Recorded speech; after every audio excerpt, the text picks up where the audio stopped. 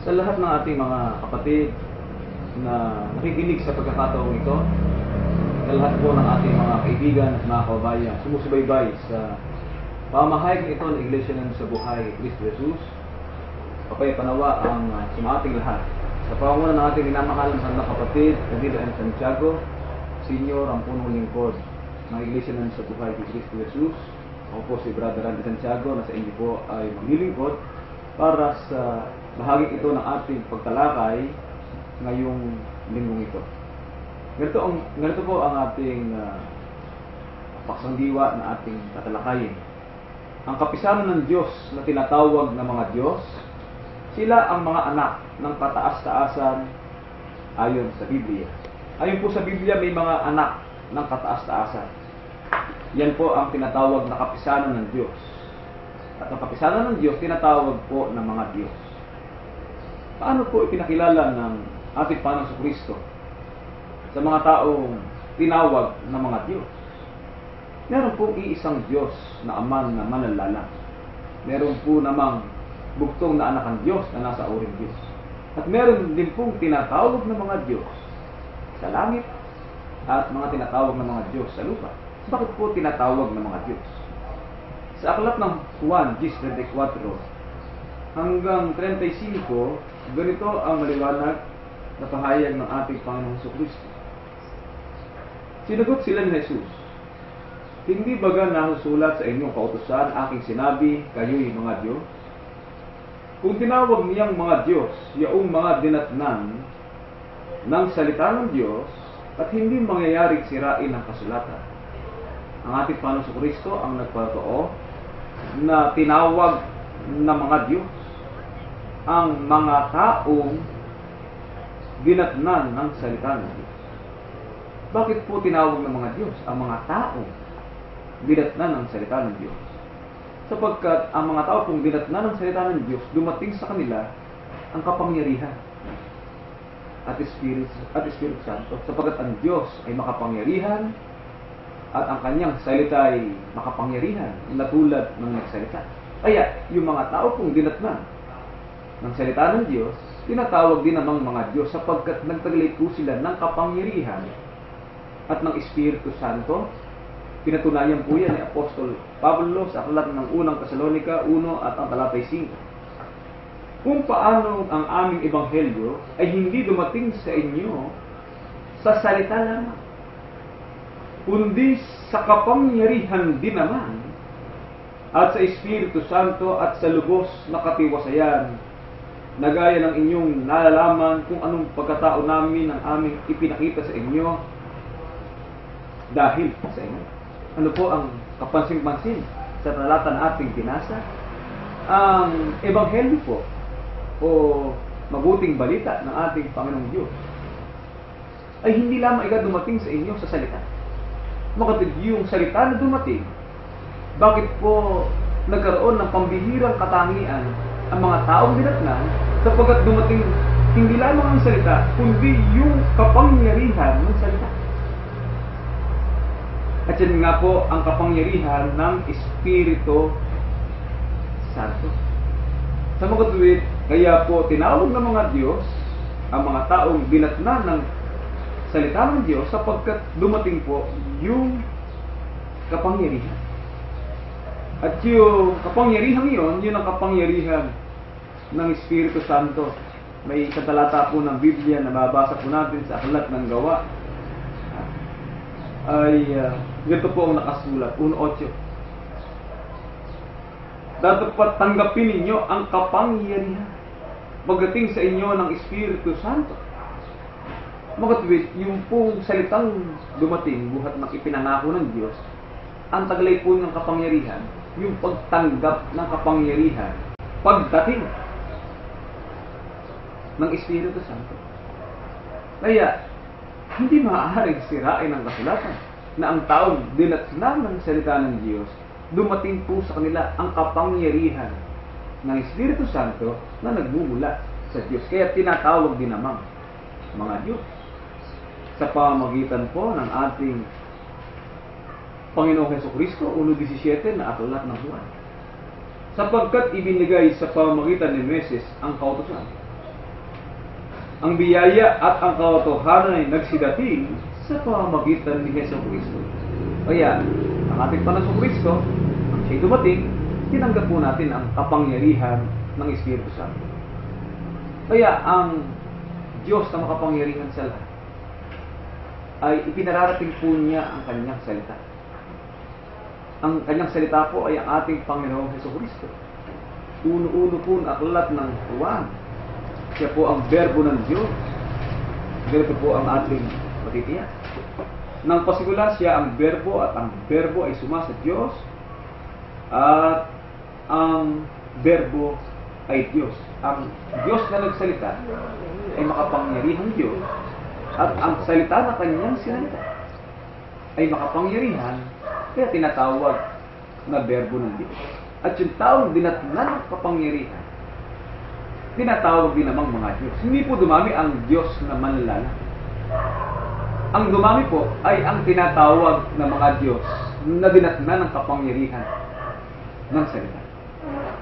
Kaya, paano po tumatayo ang Diyos sa kanyang kapisanan? 82:1 po ng aklat ng awit ay ganito ang ating matitiyak. Ang Diyos ay tumatayo sa kapisanan ng Diyos. Siya'y humahatol sa gitna ng mga Diyos. Hindi po Diyos-Diyosan ang binanggit ng Biblia. Tinatawag ng mga Diyos, kapisanan ng Diyos, may isang Diyos na humahatol sa gitna ng maraming mga tinatawag na mga Diyos. At yung mga tinatawag na mga Diyos, ano po ang kanilang katangian? 82:6 na aklat ng awit. Aking sinabi, kayo'y mga Diyos. At kayong lahat ay mga anak ng kataas-taasan. Kaya hindi po maaaring sirain ang kasulatan. Akin ikang sinabi, kayo mga Diyos. Sino yun? Sila po ang mga anak ng kataas-taasan. Sino po ba ang mga anak ng kataas-taasan? Nakasulat po yan sa aklat ng Roma, 10. Ang talata po, 9:25. At ang talata po ay 26. At mangyayari na sa dakong pinagsabihan sa kanila. Sinasabi ko sa inyo, kayo mga Diyos. Aking sinabi, kayo mga Diyos at kayo mga anak ng kataas-taasan. Sino po ang mga anak ng kataas-taasan? Mangyayari na sa dakong pinagsabihan sa kanila, kayo hindi ko bayan.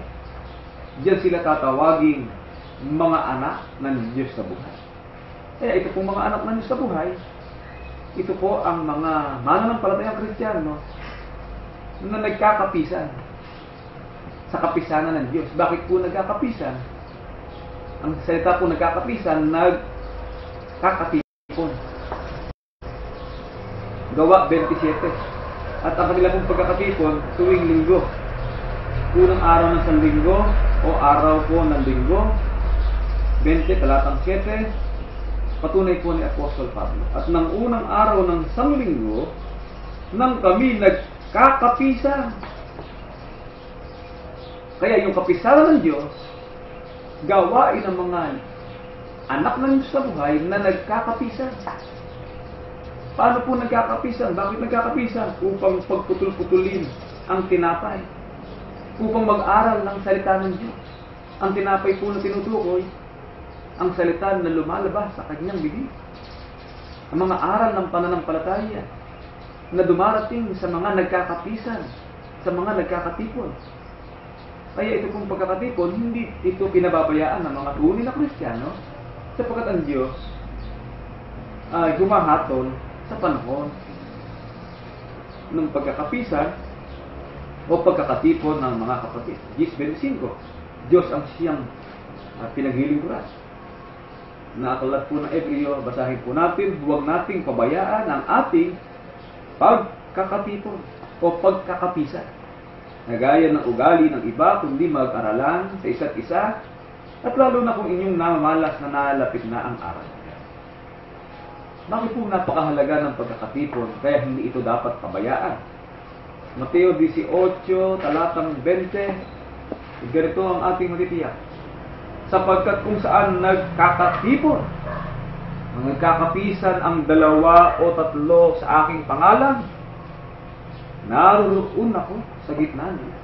Ang Diyos ay humahatol sa kapisanan ng Diyos. sa gitna ng mga Diyos. Naroon ako sa gitna nila.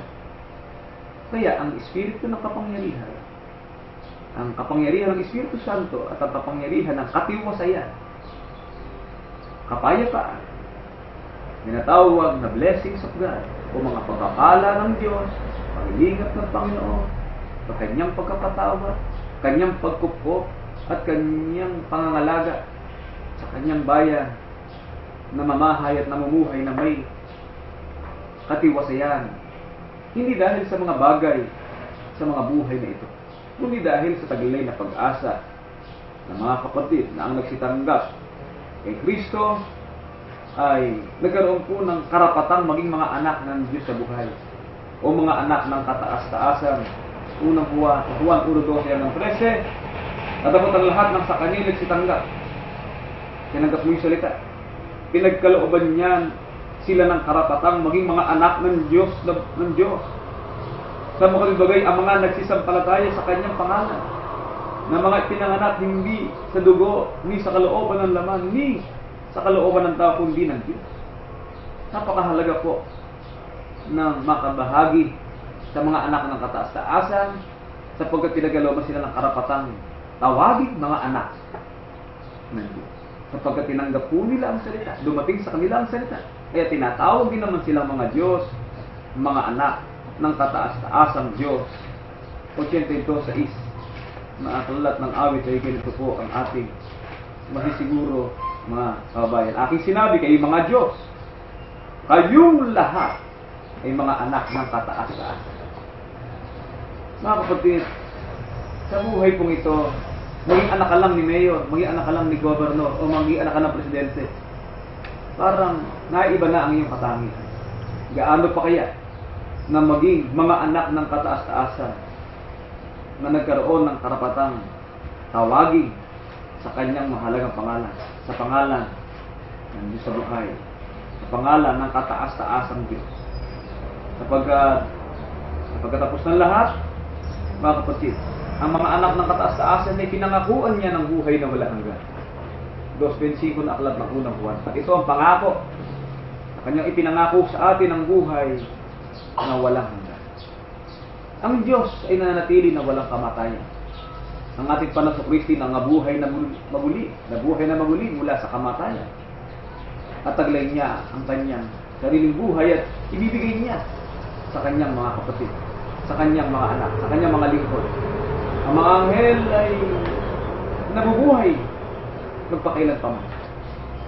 At yan ang katangian ng Diyos, ang buhay na hindi na kakaroon ng kamatayan. At yan po ang kalagayan natin na ating inaasahan, karapatan, kagaling natin. Ngayon pa, ay pag-asa tayo sa kanyang mga buhay na wala hanggan. Sapagkat ang kapisanan ng Diyos sa tinatawag ng mga Diyos, sa dinatnan ng salita ng Diyos, mga anak ng kataas-taasan.